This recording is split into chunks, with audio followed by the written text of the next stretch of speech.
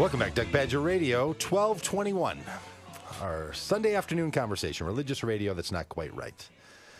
And it's a pre-record. Yeah. We're pre-recording, but you don't need to worry about that because No. to you it sounds just like it's supposed to. Don't get all tense inside. Just go with it. It's 1221, April 3rd, 2011. Yes. That's all you need to know. Except it's not. Unless you're listening to this on Monday through the podcast. Yes. And then it's whatever time you choose to listen. Somebody actually did say that to me the other day on the Twitter. Yeah?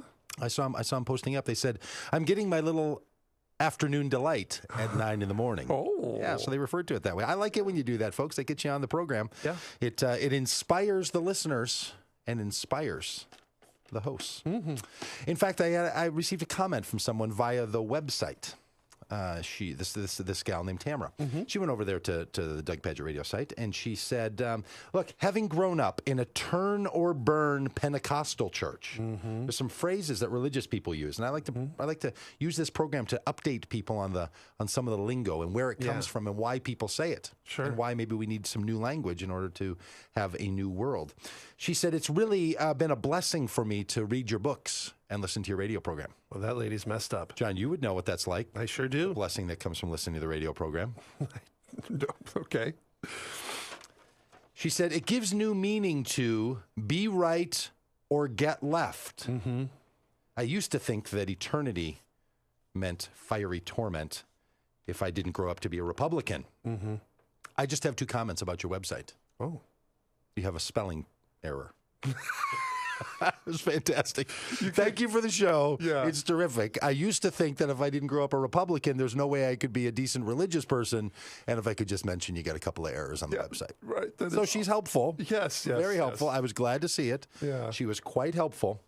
And then she wanted to know if there was a way that we could put up a description of each of the episodes Oh, okay. when you go down and listen to the podcast, because she can't always remember what was on there. Oh, all right. So she was being no, that's a great nothing idea. but helpful. Yeah. But she uses a couple of phrases in there, and that one caught my eye. Thank you, Tamara. Be right or get left. And she had it in quotes, and I had to read it a couple of times. But what she means, I think, is either be politically right Yeah. or get left behind in the great rapture. I think. Don't you think that's what it is? There's you have to bit be of my that. Pentecostal, because you being a former Pentecostal like yourself. Is that how people in that stream would talk about it? Be right or get left? Well, I would think that probably a lot of people in that stream would feel that if you did not have a right-wing ideology, that there was something wrong with your theology. So I think it also Then you're going to get left. behind, yeah. Then when in that theology, when Jesus is going to come back and he's going to take the good people, up, and you're going to get left. and you're going to get left, and it's going to go poorly for you. I mean, if you appreciate a good pun, Yeah. as I do, it's actually kind of clever. I hadn't heard it before. Get right or be right or get left. Yeah. But I think it means to believe right. If you don't believe the correct way, then Either believe the right things, you're going to go to hell. God's going to leave you behind. And there's a lot of that in the world. There's a lot on all sides. Not only get left behind by God, but get left behind by one another. There's a lot of threat. And this is the thing I think that's interesting about religion, is that so often religion has embedded in it this threat. Yeah. Not all that often a promise, not all that often an aspiration. Far too infrequently is there embedded a hopeful possibility, but too often there's a threat of some kind. Yeah. If you do that, if you say these things, and it happens on both sides of the theological stream, in my opinion. Oh, yeah? It doesn't just happen with right wingers. How so? How do you It mean can that? happen with your progressive liberals as well. Okay. Yeah, because there can be this, and some people will listen to the program. And they'll be like, "Hey, you know what? I like those guys over there. I like the kind of stuff that they're saying." And then if you talk off beat, if you say anything that's not quite there, then it's like, "Oh, I'm not sure I'm going to listen to that anymore." Yeah. It's really hard for people to engage and endeavor to listen to people who want to say different things than they want to hear. It's hard for all of us. Yeah, absolutely. I know that this gentleman wrote a book recently, and people have been complaining, well, I don't know what he believes. And I'm like, well, why do you need to know everything that he believes to accept what he's written in that book? Oh, because maybe he's being sneaky. Is that their point? Or that he's incomplete in some way, and I'm going to be tainted if I read that book. Yeah. That maybe if you hear something you don't agree with, somehow it does something to you. Yeah, you just got to toss the whole thing out. And this has been a big dilemma for me because I'm in the talking business and I'm in the communicating business and I'm in the writing business, right? Like I make books and I do radio shows and I run a church and I travel around and give speeches to people about things. But I don't think that ideas that are exchanged somehow sneak into your brain and trick you. Yeah. And there's a lot of people who do on both sides. Now, sometimes we have allergies, right? You have allergies to food. Yeah. You might have allergies to pollen. Right. You might have allergies to an idea. Yeah. Meaning that when you hear that idea, it causes an emotive response. Oh, sure, definitely. And it's not comfortable for you. And I get that. There are certain ideas that are really hard for me to respond to in anything but some kind of a sneeze fit. Right? And I think what people sometimes are looking for is that thing that they don't disagree with, so they can just dismiss everything that person has to say. Right, because they're so and I get it, because sometimes people are so fearful of their allergies. Yeah. That they just don't want a cat to be in the house. They don't want any peanuts in the mixture. Yeah. They want to make sure there's no pollen in the air. Right. They want to make sure that they live in a dry place and not an overly humid place. No So country music. No country music. no bad.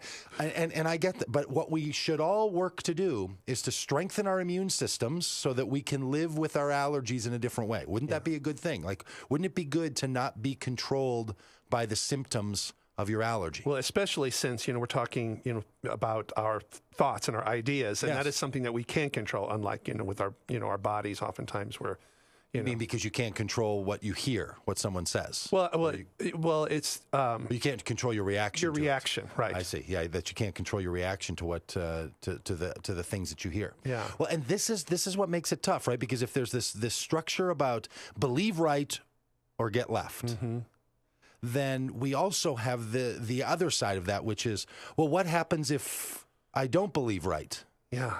Well, what's the other option, right? And this is where a lot of people get confused. They're like, okay, I don't like a world in which I'm told to either be right or get left, but I don't want to be wrong, Yeah. right? So what's the other option? If you're stuck between being right all the time about everything or being wrong about things, that doesn't feel good to people. We need another option. And that's where around here we like to talk about this harmonic resonance. Yeah. What is it that rings in you? What is it that doesn't stir up the allergy, but what is it that brings you to life? Yeah. What is it that strengthens you? And sometimes that idea, that person, that phrase, that notion that you thought was going to drive you crazy actually plays a really important place in your life. So giving yourself a minute, giving yourself an hour, giving yourself a little time to listen to the perspective that might be different from your own might be the thing we have to do so that we don't end up in another version of, I only want to listen to the things that I only want to listen to the things that fit the way I already think about the world. Because what good would we be to anybody else? Yeah. If all you're going to do is have people around you say the same things that you say to yourself, what do you really need anybody else for? Right. This is the struggle. How do you live in a multi-perspectival world in some decent way with one another? That's what we like to chat about around here. Doug Pagitt Radio, religious radio that's not quite right. Stick with us, and we're going to be back with the natural health coach, Shelley Pagitt, our very own consultant for a natural health life. On Doug Pagitt Radio, broadcasting live out of the Twin Cities on AM 950, the progressive voice of Minnesota.